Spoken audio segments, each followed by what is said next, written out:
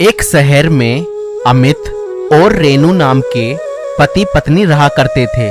दोनों ही यीशु पर विश्वास करते थे और प्रार्थना करने में, आराधना करने में परमेश्वर के साथ समय बिताया करते थे और दोनों ही यीशु में पवित्र जीवन जी रहे थे। अरे सोचो तो, तुमसे कुछ नहीं बन पड़ता। ये दोनों पति पत्नी यीशु में बढ़ते ही जा रहे हैं। अगर इनको नहीं रोका तो ये हमारे हाथ से निकल जाएंगे। मगर हम क्या कर सकते हैं? प्रभु का हाथ उनके ऊपर है। उसकी पत्नी को देखो, वह काली और बदसूरत है। वही अमित की कमजोरी है। वह उससे कहीं ना कहीं संतुष्ट नहीं है। तुम समझ गई ना तुम्हें क्या करना है? और अगले दिन अमित ऑफिस के लिए निकल जाता है और वहां अमित के ऑफिस में एक नई और खूबसूरत लड़की ज्वाइन करती है और उसका नाम कल्पना था। कल्पना एक अच्छी लड़की नहीं थी।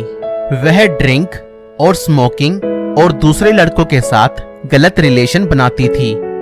जब उसने अमित को देखा तो उसकी तरफ दोस्ती का हाथ बढ़ाया और अमित ने भी उससे दोस्ती कर ली। अब दोनों ही धीरे धीरे एक दूसरे से घुल मिल रहे थे।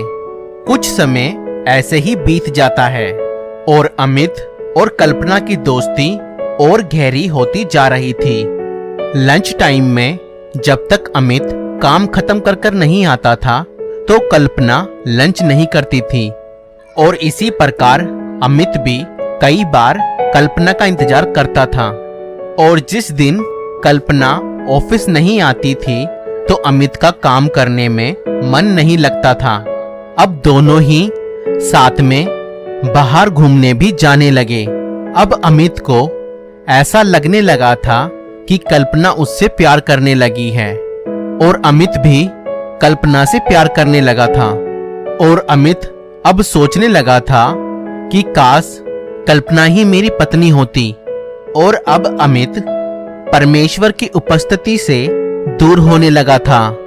अब उसका मन प्रार्थना, आराधना करने में नहीं लगता था।